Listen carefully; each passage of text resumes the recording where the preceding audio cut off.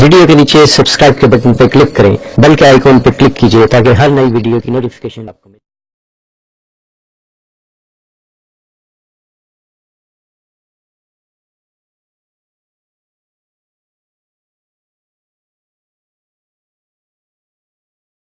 ان کے خط پکڑے گئے، ریشمی رومال جو کہلاتے تھے، اور اس کے بعد پھر ان کی گرفتاری حجاز میں ہوئی اور اس میں مخبری اپنے لوگوں نے ہی کی، اور پھر مالٹا کے جزیرے میں ان کو قید کر دیا گیا۔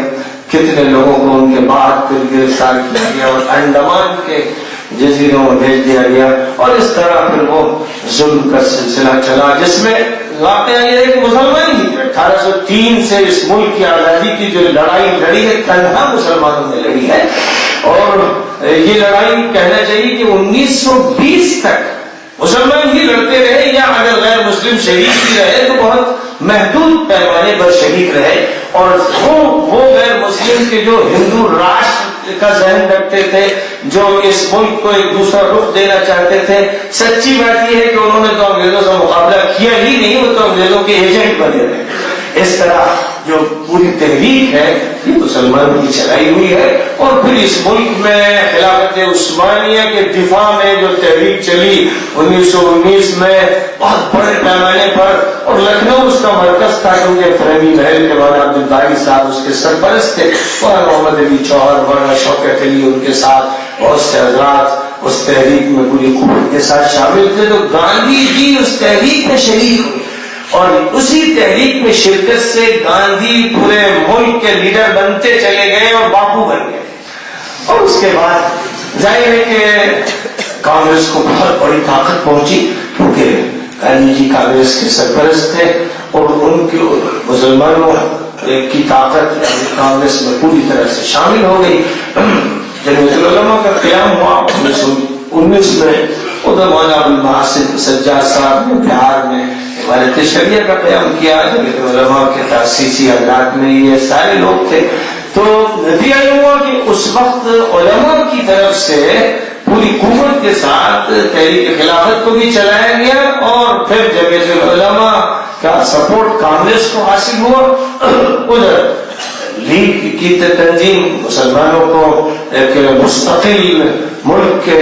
مطالبے کے سلسلے میں متوجہ کر رہی تھی، اور اپنے اس مطالبے کو لے کر کھڑی تھی، لیکن یہ بھی تاریخ کے بڑے عجائب ہیں کہ مسلمانوں کے مستقل ملک کے مطالبے کی جو تحریک تھی، اس کی قیادت ایک ایسا شخص کر رہا تھا جس کا نہ عقیدہ صحیح تھا نہ عمل صحیح تھا، جو شیعہ تھا اور بے نمازی تھا۔ جناح صاحب ایک آزاد قسم کے مسلمان تھے، روایتی مسلمان کہلاتے تھے، لیکن اسلام کی نمائندگی ان کی زندگی میں نہیں تھی۔ تو جو اسلام کے نام پر تحریک چل رہی تھی، اس کی قیادت ان لوگوں کے ہاتھ میں تھی، اور جو تحریک دوسری چل رہی تھی اس کی قیادت ان لوگوں کے ہاتھ میں تھی جو سچے ہندو تھے، جیسے پنت اور پٹیل۔ جواہر لال نہرو تو کمیونسٹ خیالات کے تھے، وہ تو کہا جا سکتا ہے کہ کھلے ذہن کے تھے اس معاملے میں کہ وہ پکی ہندو بھی نہیں تھے۔ تو اس میں کوئی شک نہیں کہ یہ چاہتے تھے کہ اب ملک جو ہے وہ اپنے بلبوتے پر کھڑا ہو۔ جب لیگ پاکستان کا مطالبہ لے کر کھڑی ہو گئی اور ملک کو اس بنیاد پر توڑ دیا گیا کہ مسلمان ایک الگ ملک چاہتے ہیں، تو ہندوستان کا ہندو ملک بنا دیا جائے گا، لیکن چونکہ ہندوستان کے علماء نے اس وقت پوری بیدار مغزی کے ساتھ اور مستقبل کے اندازوں کو سامنے رکھتے ہوئے یہ فیصلہ کیا کہ ہم اس ملک میں رہیں گے، اور اس ملک کی تقسیم کے حق میں نہیں ہیں، ہم اس کے سخت خلاف ہیں، پورا ملک متحد رہنا چاہیے۔ اس پر علماء کی اکثریت کیونکہ متفق تھی، اور تحریک انہوں نے چلا رکھی تھی، آخر دور تک وہ تحریک پوری قوت کے ساتھ چلاتے رہے، جن میں مولانا ابوالکلام آزاد کا نام اور مولانا حسین احمد مدنی کا نام بہت نمایاں ہے، حضرت موانی، مولانا حضرت موانی، مولانا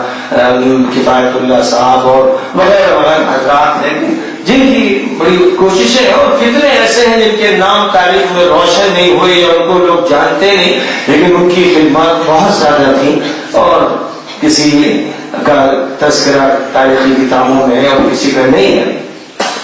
تو یہ جو جدوجہد تھی، اور جس میں علماء کی شمولیت تھی، جس سے معلوم ہوتا ہے کہ علماء جب اس طرح کی عوامی تحریکات میں اور آزادی کی تحریکات میں شامل ہوتے ہیں اور پوری قوت کے ساتھ اپنا کردار ادا کرتے ہیں تو اس کے بہت بڑے فائدے ہوتے ہیں. اگر خدا نخواستہ علماء اس تحریک میں نہ ہوتے اور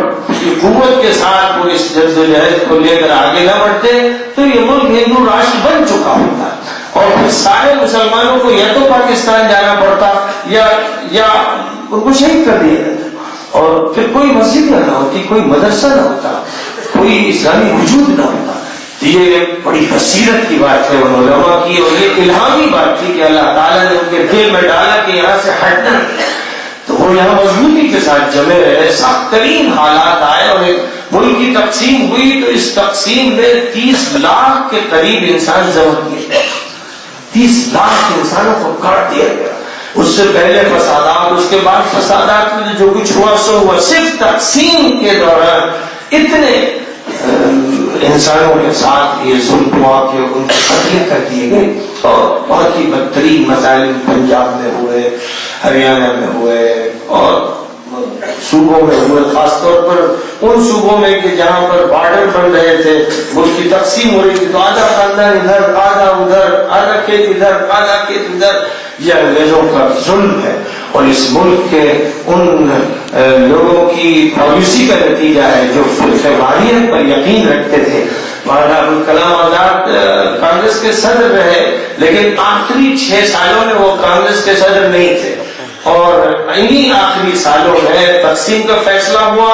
اور مولانا ابوالکلام آزاد کے سینے پہ سانپ لوٹتا رہا, ان کے کلیجے میں خنجر گھونپا گیا. وہ تڑپتے تھے کہ میں نے جان اپنی لڑائی کی پوری تحریک اسی کے لیے چلائی تھی کہ تقسیم نہ ہو, لیکن آج چونکہ میں صدر نہیں ہوں کانگریس کا, اب ساری طاقت جواہر لال نہرو کے پاس ہے اور پنت اور پٹیل صاحب نے فیصلہ کر لیا کہ تقسیم کے علاوہ چارے کار نہیں ہے. وہی دونوں گاندھی جی سے ملے تھے, آخری ملاقات ان کی ہوئی تھی. مولانا ابوالکلام آزاد نے پوری قوت کے ساتھ گاندھی جی سے کہا تھا کہ تقسیم کسی طرح نہ ہونے دیجیے گا, آپ اپنے سائن نہ کریں. لیکن ان کی بات سے, پنت اور پٹیل کی بات سے متاثر ہو کر, اور ہم نہیں کہتے کہ کیا کیا نیتیں تھی اور ارادے تھے, لیکن بہرحال انہوں نے آخر تقسیم کو قبول کر لیا اور تقسیم کو قبول کرنے کے بعد جو نتیجہ تھا وہ ایک طرف تو لاکھوں انسانوں کی شہادت کی شکل میں سامنے آیا اور اس کے بعد آج تک یہ دونوں ملک دشمن بنے اور ایک تیسرا ملک بنگلہ دیش کی شکل میں پیدا ہوا جو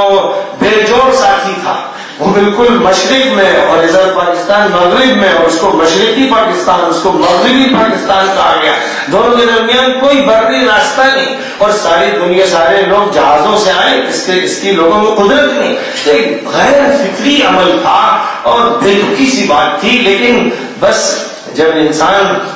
نتائج کو غور نہیں کرتا ہے اور جذباتی ہوتا ہے تو اس طرح کے فیصلہ قبول کر لیتا ہے تو آخر وہی واقع غیر فطری تعلق ختم ہو گیا اور پھر بنگال ٹوٹ کر بنگلہ دیش بن گیا. اب 3 ملک ہو گئے ہیں, اس ملک میں 3 ملک ہو گئے ہیں اور یہ ملک ایک طرف تو یونائٹڈ نیشن کے چارٹر سے فائدہ اٹھاتا ہے اور یونائٹڈ نیشن کے چارٹر میں جو انسانی حقوق بیان کیے گئے اور قوموں کے حقوق بیان کیے گئے ہیں ان کو ملحوظ رکھا جائے. تو جس طرح یورپین یونین نے آپس میں اتحاد قائم کر رکھا ہے اور 28 ملک ایک دوسرے کے ساتھ پیوست ہیں, نہ وہاں ویزے کا مسئلہ ہے نہ پاسپورٹ کی چیکنگ کا مسئلہ ہے, یہ اس ملک میں بدلنے والا ہونا چاہیے تھا کہ پاکستان, ہندوستان, بنگلہ دیش کا ایک فیڈریشن ہوتا اور یورپین یونین کی طرح یہ بھی ایک یونین بنتی اور اس یونین میں برما داخل ہوتا, اس میں سری لنکا داخل ہوتا, بھوٹان داخل ہوتا اور نیپال داخل ہوتا. یہ سارے ملک جو ہے ان کو یورپین یونین کے طرز پر متحد ہونا چاہیے تاکہ عوام ایک دوسرے ملک میں جائیں, تجارت کریں, تعلیم حاصل کریں اور زیادہ سے زیادہ سہولتیں عوام کو ملیں. یہ مطالبہ ہے, انسانی مطالبہ ہے اور اس مطالبے کو پوری قوت کے ساتھ سامنے لانا چاہیے. وہ جو ٹولہ ہے فرقہ واریت کا بھوت, وہ ٹولہ ہمیشہ غالب آ جاتا ہے, وہ آپس میں اتحاد ہونے نہیں دیتا. وقتاً فوقتاً کوششیں ہوئی کہ پاکستان اور ہندوستان کے مسائل حل کر لیے جائیں, واجپئی کے زمانے میں بڑے زور و شور کے ساتھ کوششیں ہوئی اور آمد و رفت کے تبادلے ہوئے اور یہ امیدیں تھیں کہ اب مسئلہ کشمیر کا حل ہو جائے گا اور ہندوستان اور پاکستان کا مسئلہ حل ہو جائے گا، لیکن پھر وہی جو اندر چھپے ہوئے گھسپیٹیے ہیں اور جنہوں نے تقسیم کا یہ جرم کیا ہے وہ پھر اس جرم کو باقی رکھتے ہیں اور قوموں کو ملنے نہیں دیتے۔ ابھی یہ اچھی علامت تھی کہ مودی جی نے نواز شریف صاحب کو اس ملک میں بلایا، جب وہ کامیاب ہوئے اور اپنی تقریب میں ان کو دعوت دی تو بڑی خوشیاں منائی گئی کہ شاید اب کوئی نیا دور شروع ہوگا اور آپس میں اچھے تعلقات ہوں گے اور پاکستان ہندوستان کے درمیان آمد و رفت کا سلسلہ، تجارت کا سلسلہ شروع ہو جائے گا۔ لیکن یہ باتیں ہوئی اور اس کے بعد پھر کچھ دھماکے کیے گئے، تو کچھ عناصر ایسے ہیں دونوں ملکوں میں جو اتحاد ہونے ہی نہیں دیتے اور وہ غالب آ جاتے ہیں۔ ہونا یہ چاہیے کہ پوری قوت کے ساتھ یونین بنائی جائے، یونٹی قائم کی جائے اور اس طرح کے واقعات کو کنارے کر دیا جائے، ہونے نہ دیا جائے اور ہوئے تو پر قابو پا لیا جائے۔ یہ وقت کی ضرورت ہے، یہ انسانی ضرورت ہے، اور ہمارے ملک کا آئین اور پوری دنیا کے لیے جو آئین بنایا گیا ہے اس کی درجیاں اڑائی جا رہی ہیں۔ ایک واقعہ یونائٹڈ نیشنز کے جو قوانین ہیں لکھے ہوئے ہیں، بہت خوبصورت ہے، بہت اچھی میٹنگیں ہوتی ہیں، بحثیں ہوتی ہیں، لیکن عملی دنیا میں ظلم ہے، استحصال ہے، قتل ہے اور نسلی طور پر قوموں کو ختم کر دینے کی کوششیں ہیں۔ جو کچھ افغانستان میں ہوا کہ 15 لاکھ انسانوں کو شہید کیا گیا، عراق میں بھی 15 لاکھ انسان، 14 لاکھ 15 لاکھ انسان مارے گئے صدام کے خلاف جھوٹ بول کر جو کارروائیاں ہوئی وہ بڑی بھیانک کارروائیاں ہیں۔ ابھی جو کچھ عراق میں ہو رہا ہے اور لیبیا میں ہو رہا ہے اور شام میں ہو رہا ہے وہ نسل کشی ہو رہی ہے، قتل عام ہو رہا ہے، اور اس قتل عام کو روکنے کی کارروائیاں جس طرح ہونی چاہیے، اگر دنیا میں صحیح معنی میں انسان ہوتے اور انسانوں کے درمیان عدل و انصاف قائم کرنے والے افراد ہوتے اور دنیا کے ذمہ دار وہ ہوتے کہ جن میں انسانیت کا درد ہوتا تو وہ آگے بڑھ کر فیصلے کرواتے اور کسی حاکم کو ظلم نہ کرنے دیتے۔ حاکم اس لیے ہوتا ہے کہ وہ قوم کی نمائندگی کرے اور قوم کے درمیان عدل و انصاف قائم کرے۔ حاکم کا کام یہ ہے۔ آج اس ملک کا جہاں تک تعلق ہے ہمیں چاہیے مدارس کے طلبا، مدارس کے اساتذہ اقلیت کے اندر اقلیت کی زندگی گزار رہے ہیں۔ یہ صورتحال بہت ہی خراب ہے۔ طلبا کو چاہیے، علماء کو چاہیے کہ وہ اپنے ماضی کے علماء کی یادوں کو تازہ کریں، جنہوں نے اس ملک کی آزادی کی جدوجہد کی، جنہوں نے اس ملک میں ایک بہتر نظام کو قائم کرنے کے لیے قربانیاں دی اور اپنی جانیں نشاور کی، ان کے سامنے وہ ہونے چاہیے اور ان کو کٹ کر سمٹ کر علیحدہ زندگی نہیں گزارنا چاہیے۔ آج مطالبہ کیا جاتا ہے شریعت کی طرف سے کہ مسلمان مین اسٹریم میں داخل نہیں ہوتے۔ ہم لوگ جانتے ہیں کہ مین اسٹریم میں داخل ہونے نہیں دیا جاتا، ملازمتوں سے بے دخل کیا جاتا ہے، تعلیم میں مواقع نہیں دیے جاتے ہیں اور پولیس میں اور فوج میں ان کی جو شرح ہونی چاہیے وہ شرح نہیں ہوتی ہے، صحیح معنی میں مردم شماری نہیں ہوتی ہے۔ جن علاقوں میں مسلمانوں کو مواقع الیکشن کے دینا چاہیے وہاں ان سے چھین لیے جاتے ہیں، دوسری ذاتوں یا برادریوں کے لیے ٹکٹ مخصوص کر دیے جاتے ہیں۔ بہت سی سازشیں ہیں، قانون کی خلاف ورزیاں ہیں جو ہو رہی ہیں، لیکن آپ کا جہاں تک تعلق ہے آپ کو یہ چاہیے کہ آپ اپنا کردار پوری قوت کے ساتھ انجام دیں کہ ملک آپ نے آزاد کرایا، آپ کے بڑوں نے، آپ کے بزرگوں نے اس ملک کی آزادی کے لیے سب سے بڑی قربانیاں دی ہیں۔ اگر ایک پلے میں مسلمانوں کی قربانیاں رکھی جائیں اور ایک پلے میں دوسری قوموں کی رکھی جائیں تو صحیح ہے کہ ایک طرف منور تنوں کا وزن ہوگا اور ایک طرف شاید چھٹان بھر اور پاؤں بھر سیر بھر کا وزن ہوگا۔ باوجود کثرت تعداد کے ان کا کردار بہت کمزور ہے، ان کی جدوجہد کا خانہ بہت ہی تنگ ہے اور ان کی تاریخ ہے روشن نہیں۔ مسلمانوں کی تاریخ بہت روشن اور تابناک ہے ہر ملک میں، اس لیے ان کو چاہیے کہ اس تاریخ کو سامنے رکھ کر اب جو بھارت قائم کیا گیا 1947 میں جس کی آزادی کا اعلان کیا گیا اور پھر 1950 میں جس کو جمہوری شکل دی گئی اور ریپبلک ڈے منایا گیا، اس ملک میں جو نظام نافذ کیا گیا ہے وہ معاہدے کا نظام ہے۔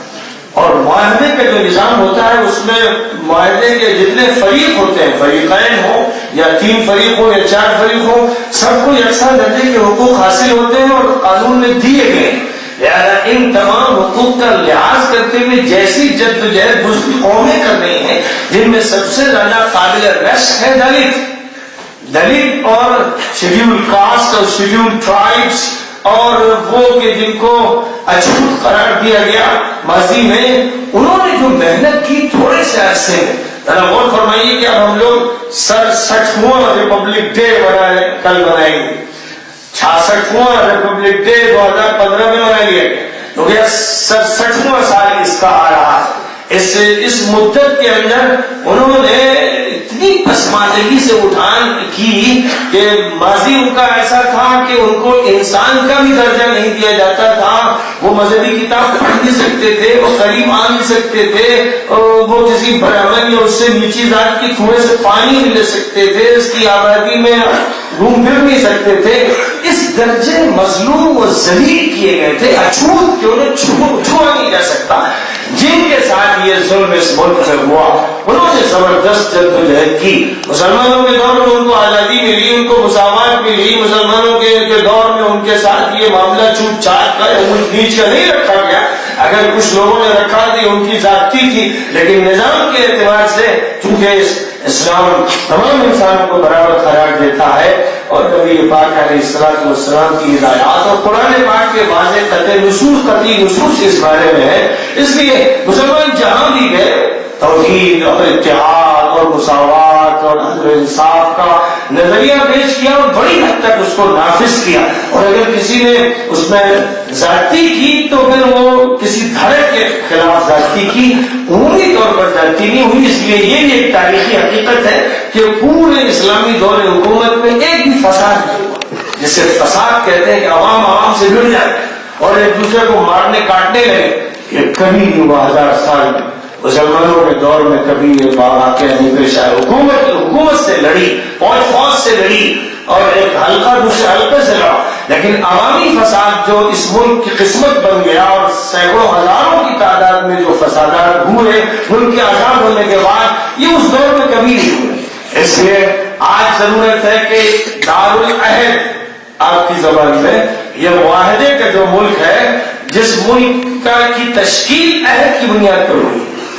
اس ملک کی تشکیل اس بنیاد پر نہیں ہوئی ہے کہ اس ملک کا بادشاہ ہندو ہے، اس ملک کا بادشاہ پارسی ہے، اس بنیاد پر اس ملک کی تقسیم نہیں ہوئی۔ پاکستان کے بارے میں جو بھی نعرے لگائے گئے ہوں وہاں دھوکہ دیا گیا، جھوٹ بولا گیا، اسلام کے ساتھ مکر و فریب کیا گیا، تو اس کو وہ جانے وہ بھوگتے ہیں، لیکن ہندوستان کے جہاں تک تعلق ہے، یہاں جو دستور طے کیا گیا اور جس کو نافذ کیا گیا، پارلیمنٹ میں جو چلتا ہے، جس کی قسم کھائی جاتی ہے، اس کی قسم کھا کر کوئی پارلیمنٹ کا ممبر بنتا ہے یا اسمبلی کا ممبر بنتا ہے، اس نے ایک معاہدہ دیا ہے، اور یہ معاہدہ تمام آبادیوں اور قبائلوں اور قبائلی حلقوں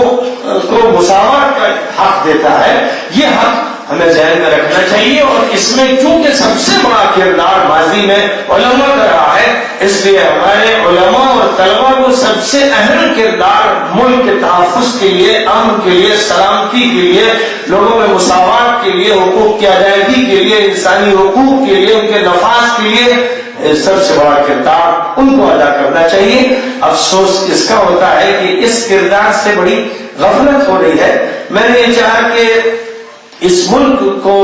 جو یہ قانون ملا ہے، اس قانون کے بارے میں ہمارے نوجوانوں کو معلوم ہو کہ یہ قانون کیا ہے، کیسے یہ قانون ان کے ہاتھ میں آیا ہے، اس کا پس منظر کیا ہے، اس کی ایک مختصر سی تاریخ ذہن میں رہنی چاہیے، اس لیے کہ یہ ایک ذمہ داری ہے، ہر شہری کو واقف ہونا چاہیے، بالخصوص ہر پڑھے لکھے کو، چاہے وہ مدرسے کا ہو یا غیر مدرسے کا ہو۔ یہ جو قانون ہے یہ 22 ابواب پر مشتمل، دنیا میں جتنے بھی قانون بنائے گئے ہیں ان میں سب سے زیادہ وسیع اور سب سے زیادہ مفصل قانون ہندوستان کا ہے۔ اتنا وسیع و عریض دستور، قانون تو خیر قانون جو اس کے بعد ہے، یہ تو دستور ہے، آئین ہے، اور اس آئین کے تحت قوانین بنائے گئے ہیں جو ان کی مجلدات ہیں، اور پھر قوانین کے بعد ضمنی قوانین ہوتے ہیں، ہر قانون کے بعد کچھ ضمنی قوانین جو بائی لاس کہلاتے ہیں، لاس اور بائی لاس، یہ کانسٹیٹیوشن ہے اور پھر اس کی ماتحت لاز ہوتے ہیں اور لاز کے ماتحت یا لاز کے ضمن میں بائی لاز ہوتے ہیں. تو پھر اس کی تو ریشیو جلدیں ہیں جو لوگ ایل ایل بی کرتے ہیں اور اس کے بعد مزید تعلیم کے وہ حلقے پورے کرتے ہیں کہ ان کے بعد وہ جج کے مقام پر پہنچ سکیں, چیف جسٹس بن سکیں, وہ اس کی جدوجہد کرتے ہیں. ہمارا جو دیندار طبقہ کہلاتا ہے جو سب سے زیادہ پیش تھا, یہ بالکل اتنا کنارے ہو گیا کہ اس کو اپنا قانون بھی نہیں معلوم. اس لیے ضروری ہے کہ اس کو قانون معلوم ہو تاکہ قانون کو لے کر وہ مقابلہ کر سکے اور یہ بتا سکے کہ تم قانون کے خلاف کر رہے ہو, لا قانونیت کر رہے ہو. آج بڑا شور مچا ہوا ہے ہندو راشٹر کا. ہندو راشٹر یہ ملک بن ہی نہیں سکتا کیونکہ اس قانون کی روشنی میں وہ حرام ہے, ممنوع ہے, اس کا جواز ہی نہیں. یہ ملک سیکولر ہے, یہ ملک ڈیموکریٹک ہے, جمہوری ہے, اور سیکولر ہونے کا مطلب یہ کہ کسی مذہب کی اجارہ داری اس پر قائم نہیں ہو سکتی. اس میں اس ملک کے دستور میں ہے کہ کسی بھی سرکاری ادارے میں مذہبی نمائندگی نہیں ہوگی, مذہب کا مظاہرہ نہیں ہوگا. آج بڑے بڑے پروگرام, سرکاری پروگرام جو ہوتے ہیں, یہاں تک کہ جو ہمیں جمہوریہ منایا جاتا ہے تو لگتا ہے کہ بتوں اور دیویوں اور دیوتاؤں کی ایک دیو مالا ہے, یعنی اس کو جو ہے عملاً ہندو راشٹر بنا دیا گیا. یہ لاقانونیت ہے اور یہ لاقانونیت ایسی ہے جس پر بات ہونی چاہیے, قانون کے حوالے سے بات ہونی چاہیے کہ یہ اپنی کتاب کی خلاف ورزی کر رہے ہیں, یہ اپنے قانون کی خلاف ورزی کر رہے ہیں, یہ اپنی قسموں کو جھٹلا رہے ہیں. یہ جس بنیاد پر ایم پی بنتے ہیں, ایم ایل اے بنتے ہیں, اسی بنیاد کو اٹھا دیتے ہیں. یاد رکھیے کہ یہ قانون جو ہے کس طرح تشکیل پایا. کہا جاتا ہے کہ 1858 میں the government of India act بنا. 1857 میں اس ملک پر پوری طرح سے انگریزوں کا قبضہ ہو گیا تھا اور اب ان کے جھنڈے لہرا رہے تھے. مسلمانوں کا قتل عام ہوا تھا. 1900 ملک چھینا گیا تھا. لال قلعے کی گدی پر اب مغل حکمران نہیں تھا. بہادر شاہ ظفر کو قید کر لیا گیا تھا, رنگون ضلع وطن کر دیا گیا تھا, شہزادوں اور شہزادیوں کو مار دیا گیا تھا. ایک ایسے ماحول میں جبکہ دوسروں کو قریب کیا گیا تھا, مسلمانوں کو ملازمتوں سے ہی نہیں جان سے ہی محروم کر دیا گیا تھا. 1858 میں ایسٹ انڈیا کمپنی سے برطانیہ کی مملکت کو ہندوستانی حکومت عطا کر دی گئی. یہ فیصلہ دی گورنمنٹ آف انڈیا ایکٹ کے ذریعے سے کیا گیا اور یہ واضح کر دیا گیا کہ ہندوستان پر اب مکمل برطانیہ کا شاہی کنٹرول ہوگا. پھر 1861 میں دی انڈین کونسل ایکٹ بنایا گیا.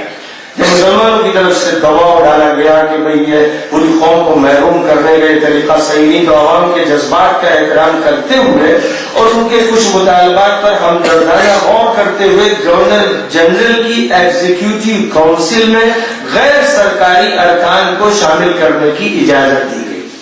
پھر 1892 میں دی انڈین کونسلز ایکٹ بنایا گیا. اس میں ہندوستان کے لیے مقرر کیے گئے سیکریٹری آف اسٹیٹ نے خود اس ایکٹ کی وضاحت کرتے ہوئے یہ کہا کہ اس کا مقصد حکومت ہندوستان کے کام کاج کو وسیع سے وسیع تر بنانا ہے اور ساتھ ہی غیر سرکاری عوام کو سرکار کے کام میں زیادہ سے زیادہ شرکت کرنے کا موقع فراہم کرنا. 1892 کے بعد 1909 میں ایک قانون پاس ہوا جس کو Morley Minto reforms and the Indian council act کہا جاتا ہے. یہ اس کے ذریعے جو ایکٹ وجود میں لایا گیا اس میں اصلاحات کی بات کی گئی اور یہ کہا گیا کہ اصلاحات عوام میں مقبول ہو چکی ہیں اور اس ایکٹ کے ذریعے مرکزی قانون ساز کونسل اور صوبائی کونسلوں کے ارکان کی تعداد میں بڑے پیمانے پر اضافہ کیا گیا. پھر اس کے بعد 1919 میں Montagu Chelmsford report and the government of India act وجود میں لایا گیا اور انڈین نیشنل کانگریس کے مطالبات کے پیش نظر برٹش حکومت نے اس بات پر غور کرنا شروع کر دیا تھا کہ ہندوستان کے نظم و نسق اور انتظام و انصرام کے معاملے میں ہندوستان کے لوگوں کو زیادہ سے زیادہ حصہ داری دی جانی چاہیے اور وہاں کے بلدیاتی اداروں کو مضبوط سے مضبوط تر بنایا جانا چاہیے تاکہ عوام یہ محسوس کر سکے کہ ان کو بتدریج مکمل اختیارات کبھی نہ کبھی ضرور حاصل ہوں گے. یہ جو آزادی کی جدوجہد تھی اس کا یہ پریشر تھا کہ دھیرے دھیرے برطانیہ کی گورنمنٹ نئے ایکٹ پاس کر رہی تھی، اور 1919 میں خلافت کی تحریک بڑی دھوم سے چلی تھی، جمعیت العلماء بھی اسی وقت قائم ہوئی تھی، اور مسلمان بڑی طاقت کے ساتھ تحریک میں شامل ہوئے تھے، یعنی کانگریس میں شامل ہوئے تھے، ورنہ جہاں تک انگریزوں کے خلاف تحریک تھی وہ تو 1803 سے بلکہ 1700 کی ابتدا سے شروع ہو گئی تھی۔ پھر 1935 میں the government of India act pass کیا گیا، تو کہتے ہیں کہ سائمن کمیشن کی رپورٹ کے بعد بار بار کیے جانے والے مطالبات کے مد نظر یہ ایکٹ منظور کیا گیا، اور اس ایکٹ کی روح سے صوبوں اور ہندوستانی ریاستوں کی ایک فیڈریشن بنائی گئی۔ پھر 1946 اب آزادی قریب آ گئی، 1946 میں دی کیبنٹ مشن کے نام سے ایک قانون پاس ہوا۔ 4 مارچ 1946 میں کیبنٹ مشن ہندوستان آیا تھا۔ اس مشن نے سفارشات کی شکل میں متعدد سفارشات پیش کی کہ بھارت کی ایک یونین ہوگی جس میں برٹش انڈیا اور ہندوستانی ریاستیں شامل ہوگی، کچھ محفوظ موضوعات اور امور کو چھوڑ کر تمام امور کی بابت ریاستوں کو مکمل حقوق حاصل ہوں گے۔ اس طرح کی کچھ تفصیلات اس میں تھے۔ آخر میں ملک آزاد ہوا۔ 1947 میں دی انڈین انڈیپینڈنس ایکٹ قائم کیا گیا، اور یہ 14 اگست اور 15 اگست 1947 کو 2 آزاد مملکتیں پاکستان اور ہندوستان وجود میں آ گئی، اور برٹش پارلیمنٹ کی خود مختاری ختم ہو گئی، اور یہ طے ہو گیا کہ اب مملکت برطانیہ کا کوئی اختیار باقی نہیں رہے گا۔ ملک کی آزادی کو تسلیم کرنا پڑا، انگریزوں کو بہرحال یہاں سے رخصت ہونا تھا، اور وہ ان کے بہت ہی چالاک لوگ ہیں، ان کے خلاف تحریکیں اٹھتی رہی اور وہ کچلتے رہے، لیکن دھیرے دھیرے وہ حالات کو دیکھتے رہے، بھاگتے رہے، اور انہوں نے طے کر لیا کہ ہم کو رخصت ہونا چاہیے، ورنہ سوائے اس کے کہ ہماری جانیں جائیں گی اور کچھ نہیں ہوگا۔ اس سے بچنے کے لیے آخر انہوں نے فیصلہ کیا، اور پھر کانسٹیٹیوشن کا ڈرافٹ، اس کی کانسٹیٹیوشن کو بنانے، آئین کو وضع کرنے کا سلسلہ شروع ہوا۔ تو کہتے ہیں کہ کیبنٹ مشن پلان میں دی گئی تجویز کو روح بعمل لانے کے لیے نومبر 1946 میں قانون ساز اسمبلی وجود میں، اور اس کے ارکان کو بی واسطہ انتخاب کے ذریعے منتخب کیا گیا۔ تو اس وقت برٹش انڈیا کی 296 نشستیں تھیں پارلیمنٹ کی، ان نشستوں میں سے 211 نشستوں پر کانگریس اور 73 نشستوں پر مسلم لیگ جیت گئی، اور اس طرح اسمبلی نے خود مختار ادارے کی شکل اختیار کر لی جو اپنی مرضی کے مطابق اپنا پسندیدہ آئین تیار کر سکتی تھی۔ اب اس قانون کو بنانے والے کون تھے؟ وہ کمیٹی کون تھی جس نے یہ دستور وضع کیا؟ اس میں پنڈت جواہر لال نہرو، ڈاکٹر امبیڈکر، مولانا ابوالکلام آزاد، ڈاکٹر راجندر پرساد، گووند ولبھ پنت، سردار پٹیل، خان عبدالغفار خان، اور گوپال سوامی اینکر وغیرہ وغیرہ۔ یہ وہ لوگ تھے جو اس قانون بنانے کی کمیٹی کے ذمہ دار تھے، اور اس اسمبلی کا پہلا اجلاس 9 دسمبر 1946 کو ہوا۔ 11 دسمبر 1946 کو ڈاکٹر راجندر پرساد اس کے چیئرمین منتخب ہوئے۔ اسمبلی نے ایک تجویز منظور کی جسے آبجیکٹیوز ریزولوشن کا نام دیا گیا۔ یہی تجویز بھارت کے آئین کی تمہید بنی۔ یہ تجویز پنڈت جواہر لال نہرو کی تحریک پر 13 دسمبر 1946 کو پیش کی گئی، اور اسے اتفاق رائے سے 22 جنوری 1947 کو منظور کر لیا گیا۔ اس تجویز میں تقریباً تمام آزادیوں کا ذکر ہے جن کی آئین کے جز نمبر 3 میں ضمانت دی گئی ہے، اور آئین کو وضع کرنے کے لیے بہت سی کمیٹیاں قائم کی گئی تھیں، اور ان کمیٹیوں کی رپورٹ کی بنیاد پر ڈاکٹر امبیڈکر کی چیئرمین شپ میں، پہلے جو چیئرمین شپ راجندر پرساد صاحب کی تھی، اس کے بعد آخری جو فائنل ڈرافٹنگ تھی اس کی ذمہ داری ڈاکٹر امبیڈکر کو سونپی گئی۔ تو 19 اگست 1947 کو ایک ڈرافٹنگ کمیٹی وجود میں آئی۔ فروری 1948 میں اس قانون کا مسودہ شائع کیا گیا۔ 26 نومبر 1949 کو آئین کو منظوری دے دی گئی۔ اس کا مکمل اطلاق 26 جنوری 1950 کو ہوا، اور یہاں یہ بات بھی قابل ذکر ہے کہ آئین کی دفعات فراہم 26 نومبر 1949 کو ہی نافذ العمل ہو گئی تھی۔ اب یہ جو دستور بنا اس میں 22 چیپٹر اور 395 اس کی دفعات ہیں۔ اب ہر دفعہ کے تحت بہت سے قانون بنائے جاتے رہے، لیکن وہ قوانین کے جو فنڈامنٹل رائٹس کا حصہ ہے، بنیادی حقوق کو بہت اہمیت رکھتے ہیں، وہ اس قانون کی روح ہے، کی ریڑھ کی ہڈی ہے اور انہیں بدلا نہیں جا سکتا۔ اور وہ قانون ایسے ہیں جن کا ہم سب سے تعلق ہے،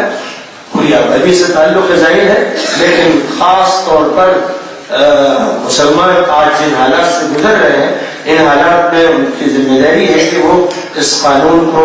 اپنے ذہن میں رکھیں تاکہ اسی کی روشنی میں جو بھی فیصلہ ان کو لینا ہے اس فیصلے کو حاصل کریں۔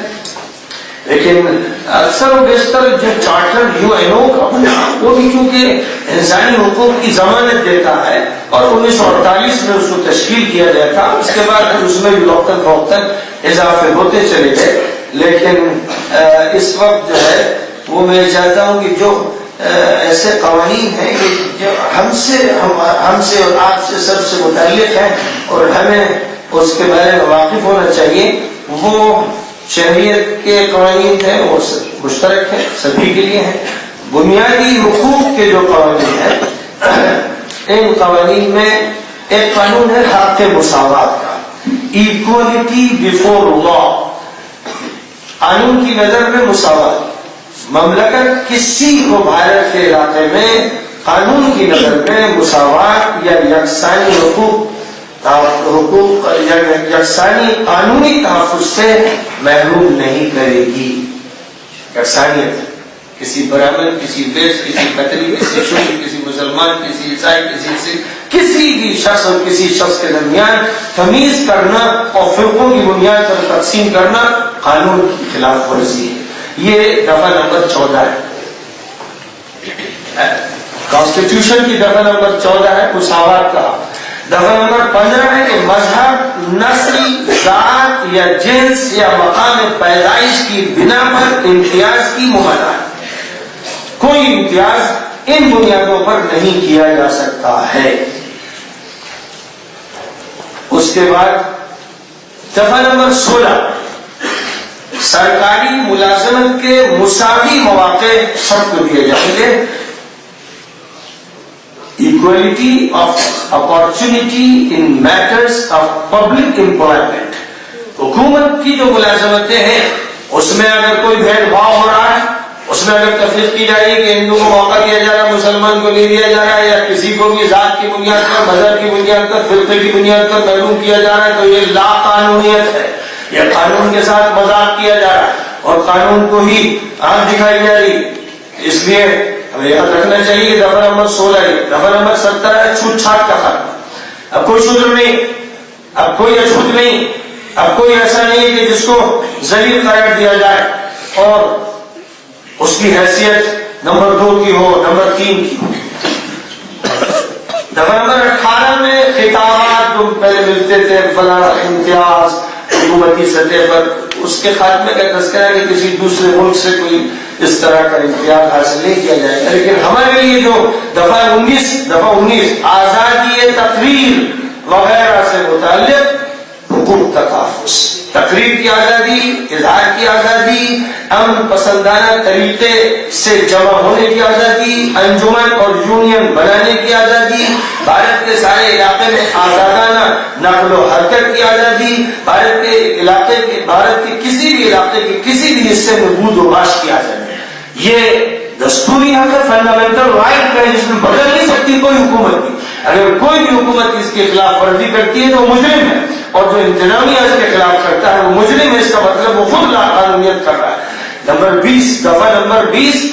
جرائم کے بارے میں تحفظ، یعنی کسی پر پولیس کوئی جرم ٹھوک دے، FIR کی جھوٹی سچی کسی کے خلاف کر دی جائے، اس کا حق نہیں پہنچتا ہے۔ قانون کے ماتحت، قانون کے تحفظ میں قانون کی دی ہوئی مراعات کو سامنے رکھتے ہوئے کسی کے خلاف کارروائی کی جا سکے گی جس کو جرم قانون میں کہا گیا ہے، بس اسی جرم کی بنیاد پر کسی کو پکڑا جا سکتا ہے، اور اس سلسلے میں بڑی تفصیلات ہیں کہ اس کو جیل میں رکھا جائے گا تو 1 دن کے بعد اس کو عدالت میں پیش کرنا پڑے گا، اس کو جب تک چاہے روک کے رکھیں اور عدالتی کارروائی نہ ہونے دیں، اس کی اجازت قانون کی طرف سے نہیں ہے۔ دفعہ نمبر 21 میں یہ جان کی اور شخص کی شخصی آزادی کا تحفظ، ہر شخص کو آزادی حاصل ہے، اس کی جان کا تحفظ کیا گیا ہے اور اس کے املاک کا تحفظ ہے، اس پر کوئی دستدرازی نہیں کر سکتا۔ دفعہ نمبر 21 میں تعلیم کا، اور تعلیم کے حق میں یہ بات کہی گئی کہ 6 سال سے 14 سال تک کی عمر کے بچوں کے لیے ایسے طریقے سے جو ملک کے قانون کے ذریعے، جو ملک قانون کے ذریعے طے کرے، مفت اور لازمی تعلیم دینے کا انتظام ہونا چاہیے۔ یہ قانون ابھی بہت قریب میں رائٹ ٹو ایجوکیشن بل، جس کو RTE کہتے ہیں، پاس کیا گیا، اب پاس کیا گیا، یعنی 2014 میں اس کو پاس کیا گیا، اور وہ بھی نافذ نہیں ہوتا ہے، بس دھول جھونکی جا رہی۔ حالانکہ 1949 میں یہ قانون طے ہو گیا تھا کہ 6 سال کی عمر سے 14 سال کی عمر تک بچوں کو مفت تعلیم دی جائے گی، لازمی تعلیم دی جائے گی، کوئی بھی تعلیم سے محروم نہیں ہوگا۔ رائٹ ٹو ایجوکیشن کے نام سے یہ دیا گیا تھا۔ دفعہ نمبر 22 میں یہ کہا گیا کہ بعض صورتوں میں گرفتاری اور نظر بندی سے تحفظ، کہ کسی بھی شخص کو گرفتار کیا جائے تو ایسی گرفتاری کے وجوہ سے جس قدر جلد ہو سکے آگاہ کیا جائے، بغیر آگاہ کیے حوالات میں نہ رکھا جائے، اور نہ اس کو اپنی پسند کے قانونی پیشہ ور سے صلاح لینے اور پیروی کروانے کا حق سے محروم کیا جائے، اس کو قانونی پورا حق دینا ضروری ہے۔ دفعہ 23 میں استحصال کے خلاف حق کہ کسی کا استحصال کرنے کی اجازت نہیں ہوگی۔ دفعہ 24 میں بچوں کے استحصال کا خاص طور پر تذکرہ ہے کہ بچوں سے کارخانوں میں کام لینا اور ایسے کام لینا جو ان کی تربیت کے خلاف درست نہیں ہے۔ دفعہ نمبر 25 بہت اہم ہے۔ دفعہ نمبر 25 میں ضمیر کی آزادی، مذہب قبول کرنے، مذہب کی تبلیغ کرنے، مذہب کی پیروی کرنے کی آزادی کی ضمانت دی گئی، اور یہ فنڈامنٹل رائٹ میں ہے، جس کو کوئی نہیں بدل سکتا۔ تمام اشخاص کو آزادی ضمیر اور آزادی سے مذہب قبول کرنے، اس کی پیروی اور اس کی تبلیغ کرنے کا مساوی حق ہے، بشرطے کہ امن عامہ، اخلاق عامہ، صحت عامہ اور اس حصے کی دیگر قانونی شکلیں متاثر نہ ہو رہی ہوں۔ پھر جو حق ہم سب لوگوں کا ہے جسے یاد رکھنا چاہیے، خاص طور پر مدارس کے لوگوں کو، تعلیم سے تعلق رکھنے والے لوگوں کو، وہ حق ہے ثقافتی اور تعلیمی۔ دفعہ نمبر 29 اقلیتوں کے مفادات کا تحفظ، جتنی بھی اقلیتیں ملک میں ہیں ان کو ان کے مفادات کا تحفظ ہے، اور تحفظ مذہب کا بھی، ثقافت کا بھی، تعلیم کا بھی اور دیگر اختصاصات کا۔ اس لیے دفعہ 30 میں یہ کہا گیا کہ اقلیتوں کو تعلیمی ادارے قائم کرنے اور ان کا انتظام کرنے کا حق حاصل ہے۔ اس حق کو کوئی چھین نہیں سکتا، یہ ان کو حق ہے کہ وہ اپنا ادارہ بنائیں اور اپنے ادارے میں جس طرح کی وہ تعلیم دینا چاہتے ہیں دیں، اس شرط کے ساتھ کہ امن عامہ میں خلل نہ ہو اور ملک کا جو مجموعی قانون ہے اس کو نقصان نہ پہنچے۔ تو ظاہر ہے کہ جو قانون ہے، جو دستور ہے ہمارا، اور بالخصوص اس کے جو فنڈامنٹل رائٹس کا چیپٹر ہے، اس کے بعد ایک چیپٹر ہے ڈائریکٹیو پرنسپلس کا، یعنی رہنما اصول کا۔ رہنما اصول فرض نہیں، رہنما اصول واجب نہیں کیے گئے، بلکہ ان کو اس لیے رکھا گیا ہے کہ نگاہ میں رہے، ان کی رعایت رکھی جائے یا ان کی تیاری کی جائے۔ اسی میں یکساں سول کوڈ کی بات کہی گئی، اور 1947 سے آج تک وقتاً فوقتاً اسے چھیڑا گیا لیکن نافذ نہیں کیا گیا، اس لیے کہ اکثریت نے اس کی مخالفت کی کہ یکساں سول کوڈ، یکساں قانون نافذ کرنے کا مطلب یہ ہوا کہ جو آزادی مسلمان کو اپنے مذہب کی ہے، جو آزادی دلت کو ہے، جو آزادی عیسائی کو ہے، جو آزادی سکھ کو ہے، وہ آپ چھین رہے ہیں، تو آپ قانون کا مذاق ہوا ہے۔ اس لیے یہ اصول جو رہنما دیا گیا ہے، سب کا اتفاق ہو تو ٹھیک، لیکن اگر سب اس سے اتفاق نہیں کرتے اور اپنی خصوصیت ہے، اپنا تشخص ہے، اس کو بڑھتا ہوا دیکھ رہے ہیں، تو پھر کسی طرح سے اس کی اجازت نہیں ہے کسی بھی حکومت کو کہ یکساں سول کوڈ کو نافذ کرے اور ڈائریکٹیو پرنسپلس میں وہ بات رہے گی، اسی شرط کے ساتھ کہ فنڈامنٹل رائٹس متاثر نہ ہو اور جو دیگر قوانین ہیں ان پر اس کا منفی اثر مرتب نہ ہو۔ اس لیے کوششیں ہوئی، باتیں کہی گئیں، نافذ کرنے کی ابھی تک کسی حکومت کو ہمت نہیں ہوئی ہے، اور امید ہے کہ کوئی حکومت ایسی حماقت نہیں کرے گی، کیونکہ اس حماقت کے نتیجے میں پورا ملک جھلس جائے گا اور فرقہ واریت کی آگ لگتی چلی جائے گی۔ اس لیے بہرحال ہم سب کی ذمہ داری ہے کہ ہم قانون کو سمجھیں، اور خاص طور پر فنڈامنٹل رائٹس کا جو چیپٹر ہے اور اقلیتوں کی جو تفصیلی حقوق ہے، کیونکہ یہاں تو صرف بنیادی ہدایت دی گئی ہے، لیکن قانون میں پھر بہت تفصیل کے ساتھ کسی کی توضیحات کی گئی ہے۔ چاہیے کہ قانون کی یہ دفعات ہر مدرسے میں پڑھائی جائے، فضیلت کے طلبہ، عالمیت کے طلبہ کو یہ دفعات 15 سے لے کر 30 تک خاص طور پر پڑھنی چاہیے اور کورس میں ان کو شامل کرنا چاہیے۔ پھر ان کی جو توضیحات قانونی ہیں ان کو بھی مطالعے میں شامل ہونا چاہیے، ان کے باقاعدہ سبقن پڑھانا چاہیے کہ جب آدمی واقف ہوتا ہے تو پھر وہ بات ہمت و جرأت سے کر سکتا ہے، تھانے میں بات کر سکتا ہے، کورٹ میں بات کر سکتا ہے، حوالہ دے کر بات کر سکتا ہے، ورنہ ایک دیہاتی کی طرح کچا خاصا پڑھا لکھا آدمی بھی رہتا ہے کہ ناواقفیت میں ہال میں رہتا ہے، سہم جاتا ہے کہ بھائی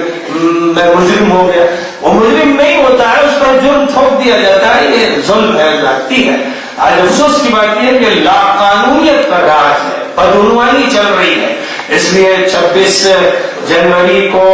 جو پیغام ہم دینا چاہتے ہیں اس ملک کی مرکزی حکومت کو، صوبائی حکومتوں کو، کہ آپ کے بڑوں نے جو قانون اس ملک کا بنایا وہ قانون انسانی حقوق کا تحفظ کرتا ہے، اقلیتوں کو تحفظ دیتا ہے، مذہب اور زبان اور ثقافت اور تعلیم کا تحفظ کرتا ہے، تحفظ کی ضمانت دیتا ہے، اور یہ قانون عدل و انصاف کے لیے قائم کیا گیا ہے۔ اس قانون کو ملک میں اسی لیے نافذ کیا گیا کہ ملک کے تمام شہری عافیت کے ساتھ، امن و سلامتی کے ساتھ زندگی گزارے، اس ملک میں مذہبی جھگڑے نہ ہوں، فرقہ واریت کا دیو نہ ہو، اس ملک میں نفرت نہ پیدا کی جائے، اس ملک میں خلیجیں قائم نہ کی جائے، اس ملک میں تمام شہری اور آبادی کے تمام افراد مل جل کر رہیں، بھائی بھائی کی طرح رہیں، ایک دوسرے پر اعتماد کریں۔ ماضی میں جو ماحول تھا کہ ایک پڑوس میں ہندو تھا، ایک پڑوس میں مسلمان تھا، بچے دونوں سے ملتے تھے، اور ایک غیر مسلم کو بھی وہ بڑا ہوتا تو چچا کہتے تھے، اور وہ بھی بھتیجے کی طرح چھوٹے بڑوں کے ساتھ شفقت کا معاملہ کرتا تھا۔ آج بھی جہاں کا ماحول سازگار ہے وہاں اسی طرح کی خوشگوار زندگی ہے۔ مذہب اس لیے نہیں ہوتا ہے کہ وہ آگ لگائے اور اس کے ذریعے نفرت پیدا کی جائے، اس لیے ایک خاص مذہب کو اس ملک پر مسلط کرنے کی جو باتیں کی جا رہی ہیں، یا اس کو ہندو راشٹر بنانے کی باتیں کی جا رہی ہیں، اس کا مطلب یہ ہوگا کہ یہ جنگل کا راج ہو جائے گا۔ اب سب جانتے ہیں کہ نیپال میں ہندو راشٹر تھا، اس کے خلاف کتنی خوفناک بغاوت ہوئی اور جمہوریت کا مطالبہ ہوا، اور اس ہندو حکومت کو اکھاڑ کے وہیں کی آبادی نے پھینک دیا۔ آج وہاں جمہوری حکومت قائم ہے، اور یہی راستہ ہے کہ جمہوری نظام ہو، اور کسی ایسے ملک میں کہ جہاں بہت سی اقلیتیں ہیں اور جنہوں نے پیکٹ کیا ہے آپس میں ایک دوسرے کے احترام کا، اور اس بات کا عہد کیا ہے کہ وہ کسی کو بھی نقصان نہیں پہنچائیں گے، اور سب اس طرح رہیں گے کہ ملک کی تعمیر ہو سکے، وہاں پر لا قانونیت اور بدعنوانی کی اجازت کسی طرح نہیں ہونی چاہیے۔ پولیس کو یہ سبق پڑھانا چاہیے کہ وہ کسی پر زیادتی نہ کرے، فوج کو یہ سبق عملاً پڑھانا چاہیے کہ وہ یہاں کے عوام کے ساتھ ظلم و زیادتی نہ کرے، عدالتوں کو یہ بتانا چاہیے کہ ان کا کام قوانین کا سمجھنا اور ان کا نفاذ کرنا ہے، قانون کا مذاق اڑانا اور قانون کا رخ پھیرنا اور قانون پر مذہبی جذبات کو غالب کرنا یہ درست نہیں ہے۔ وکیلوں سے کہنا چاہیے کہ سچے کیس لڑنا چاہیے، جھوٹ کو غالب کرنا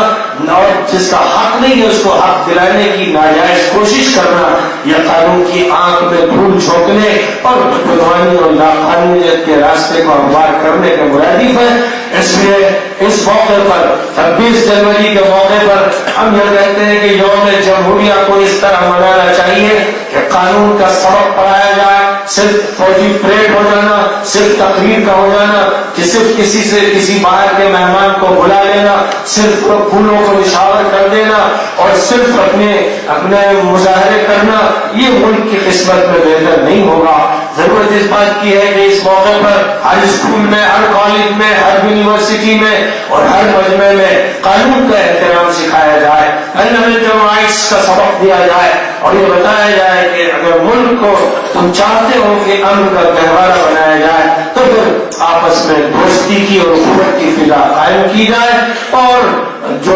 عناصر بگڑے ہوئے ہیں ان کو سمجھایا جائے، صحیح راستے پر لایا جائے، اگر بچپن سے صحیح تربیت کی جائے، ایسی پاٹھشالائیں نہ ہو جہاں پر نفرت سکھائی جا رہی ہو، ایسے سینٹر نہ ہو جہاں پر آپس میں دوسرے پر زیادتی کرنے کے لیے ہتھیاروں کی ٹریننگ دی جا رہی ہو، ایسے ادارے قائم نہیں ہونے چاہیے۔ یہاں پر ادارے وہ ہونے چاہیے کہ جن کے نتیجے میں ہم آہنگی پیدا ہو، یکجہتی پیدا ہو، بھائی چارہ پیدا ہو، امن اور عافیت کا ماحول قائم ہو۔ یہ اس وقت کا پیغام ہے۔ دارالعلوم ندوۃ العلماء کے طلباء کی جمعیت اصلاح کے حال سے میں یہ پیغام پورے ملک کو دے رہا ہوں، مرکزی حکومت کو دے رہا ہوں، صوبائی حکومتوں کو دے رہا ہوں اور ان سے مطالبہ کرتا ہوں کہ آئیے قانون کا مل کر احترام کیجیے، قانون سمجھائیے، قانون پر عمل کرائیے، قانون کے ساتھ زیادتی مت کیجیے اور ملک کو لاقانونیت کی طرف، بدعنوانی کی طرف اور جنگل کے راہ کی طرف لے جانے کی کسی کوشش کو ناکام کر دیجیے۔ بس اسی مطالبے کے ساتھ آج کی اس مجلس کا اختتام کیا جاتا ہے۔ ویڈیو کے نیچے سبسکرائب کے بٹن پر کلک کریں، بیل کے آئیکن پر کلک کیجیے تاکہ ہر نئی ویڈیو کی نوٹیفیکیشن آپ کو